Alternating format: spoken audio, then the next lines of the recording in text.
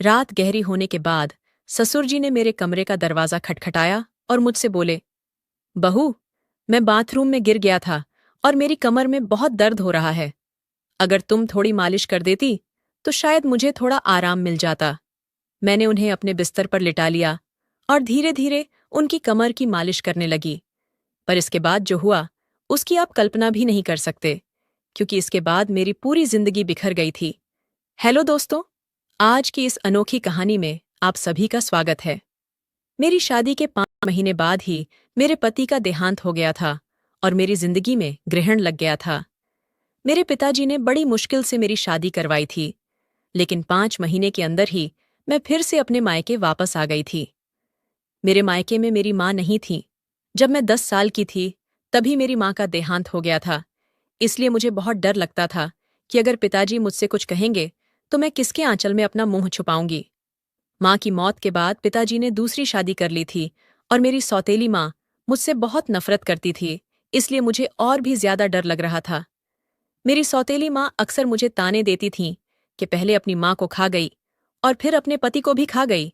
अब यहाँ क्या लेने आई है? क्या हमें भी बर्बाद करके छोड़ेगी? ये सब ताने मुझसे बर्दाश्त नहीं होते थे, पर मैं और कर भी क्या सकती थी। मेरी जिंदगी ऐसे ही गुजर रही थी। फिर अचानक एक दिन मेरे ससुर जी हमारे घर आए और उन्होंने मेरे पिताजी से कहा कि वो मुझे फिर से अपने घर ले जाना चाहते हैं। मेरी सौतेली माँ ने तुरंत ही हाँ कर दिया, लेकिन मेरे पिताजी ने कहा, अब आपका बेटा इस दुनिया में नहीं है, तो आप मेरी बेटी को क्यों ले जाना चाहते हैं? इस पर मेरी सौतेली माँ ने मेरे पिताजी से बहस करना शुरू कर दी और कहा, इसमें इतना सोचने की क्या बात है? वो अगर कह रहे हैं कि वो प्रिया को ले जाना चाहते हैं, तो उन्हें ले जाने दीजिए ना। आपको इतनी तकलीफ क्यों हो रही है? और वैसे भी प्रिया उनके घर की बहू है, उनके बेटे की मौत हो गई है, तो क्या हुआ? वो अपने ससुराल तो जा ही सकती है ना। माँ के इस झगड़े के बाद पिताजी ने कहा, अगर मेरी बेटी वहां खुश रहेगी तो मुझे कोई दिक्कत नहीं है। प्रिया अगर जाना चाहती है तो आप उसे जरूर ले जा सकते हैं। मेरे ससुर जी ने मेरी तरफ देखा और कहा, चलो कपड़े वगैरह लेकर आओ। मैंने भी सोचा कि यहाँ रहकर सौतेली माँ के ताने सुनने से अच्छा है कि अपने ससुराल जाकर सुकून से रहूं। मैं ससुर जी के साथ वापस ससुराल आ गई थी।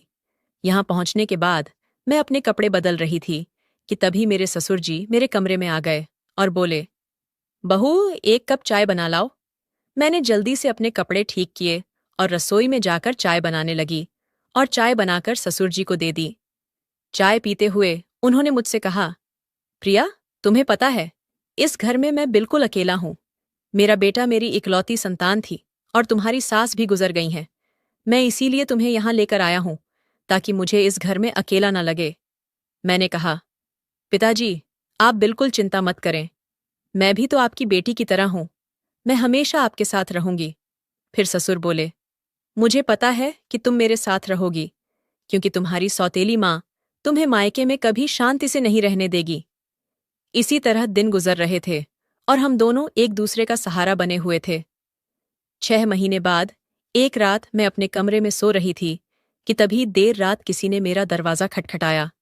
मुझे समझ आ गया था कि ये मेरे ससुर जी ही होंगे, क्योंकि इस घर में हम दोनों के अलावा कोई और नहीं था। और आधी रात को कौन दरवाज़ा खटखटाएगा? मैंने सोचा कि शायद पिताजी को कुछ जरूरत होगी, तभी देर रात यहाँ आए हैं। दरवाज़ा खुलते ही मेरे ससुर जी ने मुझे पकड़ लिया और बोले, बहू, मैं बाथरूम में गिर गया था, मुझे बहुत दर्द हो रहा है।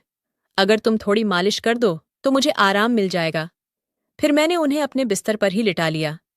मैंने उनकी मालिश करना शुरू कर दिया। कुछ देर तक मालिश करने के बाद मैंने नोटिस किया कि ससुर जी मुझे अजीब तरह से घूर रहे थे। ये देख के मैं थोड़ा सहम गई थी। तभी मैं बोली, ससुर जी, क्या हुआ? आपको किस जगह पर ज्यादा चोट लगी है? अगर आप कहो तो मैं डॉक्टर को बुला दूं। इस पर ससुर जी ने कहा कि नहीं बेटा, तुम बस मालिश कर दो, इससे ही आराम मिल रहा है। उनकी अजीब सी बातें सुनकर मुझे अब और भी अजीब लगने लग गया था। फिर मैं बोली, ससुर जी, आप यहीं मेरे कमरे में ही लेट जाइए। कमर में दर्द लेकर आप अपने कमरे तक कैसे जाएंगे? मैं आपके कमरे में जाकर सो जाती हूँ। मेरी बात सुनकर मेरे ससुर बोले, बेटा, तुम मुझे इस हालत में अकेला छोड़ के चली जाओगी? अगर रात को मुझे बाथरूम जाना पड़ा या अगर मुझे किसी और चीज की जरूरत पड़ी तो मैं क्या करूंगा? इससे बेहतर है कि तुम यहीं सो जाओ। कुछ समय बाद मेरे ससुर उठकर मेरे पास आए और बोले, बहू, मैं तुमसे कुछ कहना चाहता हूं। अगर तुम मेरी बात मान जाओ तो ही मैं कहूंगा। उनकी इस बात से मेरा दिल और भी ज्यादा बेचैन हो गया था। मैं चिंतित होकर बोली, बोलिए पिताजी। ससुर जी थोड़ा हंसकर बोले, आज की रात मैं तुम्हारे साथ बिताना चाहता हूं, क्योंकि अब अकेले अकेले अच्छा नहीं लगता है। मेरी पत्नी के मरने के बाद मैंने सोचा था कि फिर से शादी करूंगा, पर जब बेटे की भी मौत हो गई तो फिर मैंने शादी के बारे में सोचा ही नहीं। पर जब से तुम वापस आई हो तब से मैं तुम्हारे प्यार में दीवाना हो चुका हूं। उनकी ये सारी बातें सुनकर मुझे बहुत असहज महसूस हुआ, लेकिन उनकी बात का विरोध करने की हिम्मत नहीं हुई। मैं अपने कमरे में ही सोफे पर लेट गई, लेकिन मुझे नींद नहीं आ रही थी, क्योंकि मुझे बहुत डर लग रहा था। ससुर जी ने मुझसे कहा, बहू, मुझे लगता है मैंने तुमसे कुछ गलत नहीं कहा। मैं चाहता हूं कि तुम मुझसे शादी कर लो, ताकि हमारे रिश्ते को कोई गंदा नाम न दे। तभी मैं हक्का बक्का होकर बोली, ससुर जी, आप ये सब क्या कर रहे हैं? आप मेरे ससुर हो। ससुर का दर्जा पिता के समान होता है, और आप मुझसे शादी की बात कर रहे हो। आप बोलने से पहले एक बार सोच तो लो कि आप क्या क्या बोले जा रहे हो। तभी मेरे ससुर बोले, देखो बहू, मैं मानता हूं कि मैं कभी तुम्हारा ससुर था, लेकिन तुम्हारे पति को मरे हुए अब 1 साल हो चुका है। जब मेरा बेटा ही नहीं रहा तो हमारे बीच में ससुर और बहू का रिश्ता कहाँ बचा है? मैं भी अकेला हूं और तुम भी अकेली हो।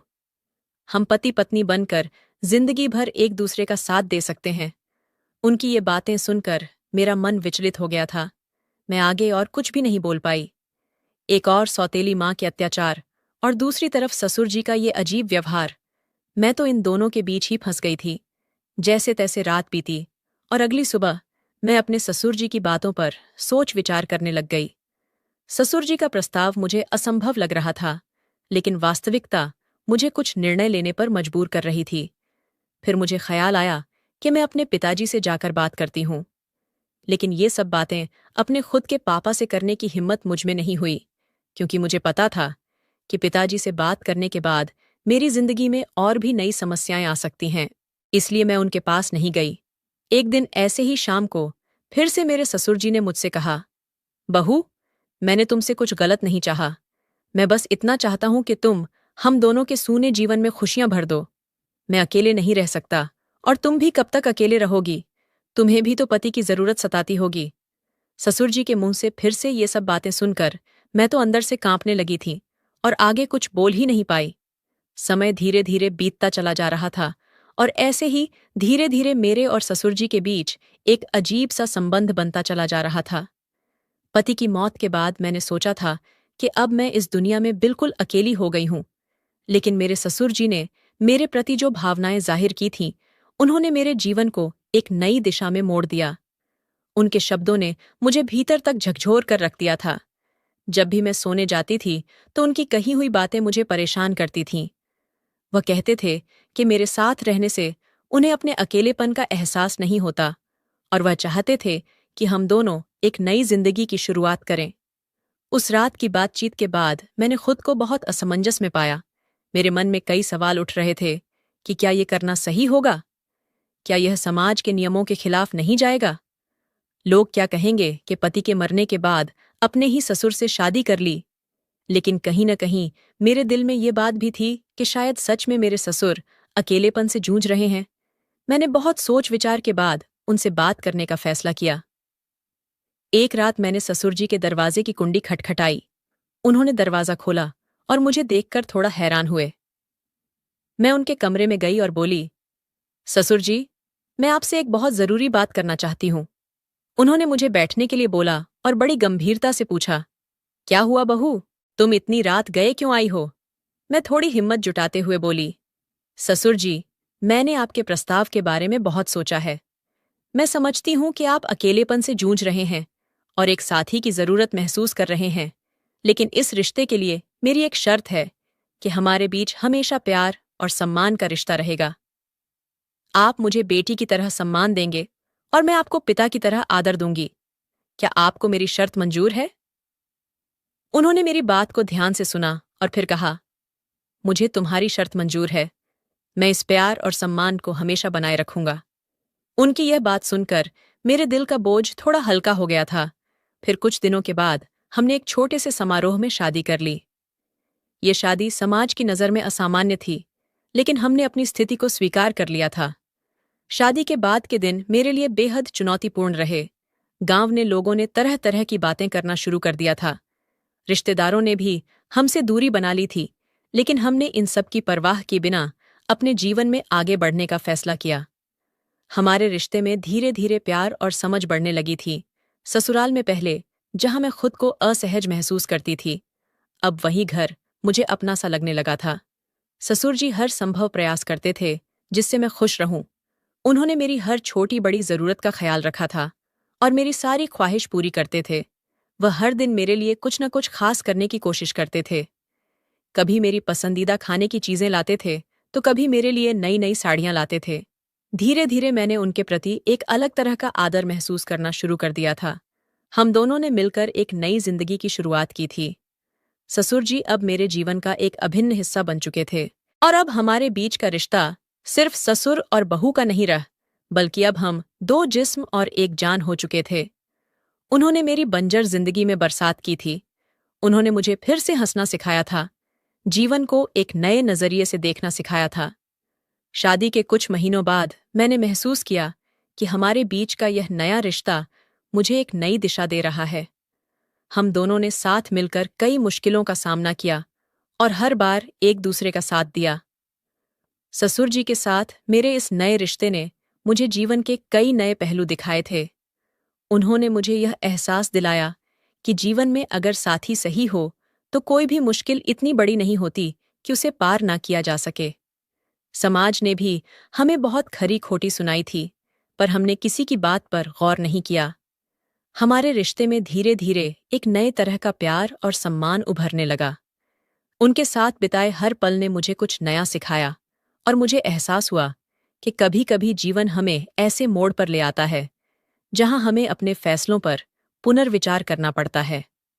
आज मैं अपने ससुर जी के साथ एक नई जिंदगी जी रही हूं, और हमारे बीच का प्यार और सम्मान पहले से भी अधिक मजबूत हो गया है, और वो मेरी जिंदगी के सबसे महत्वपूर्ण इंसान बन चुके हैं।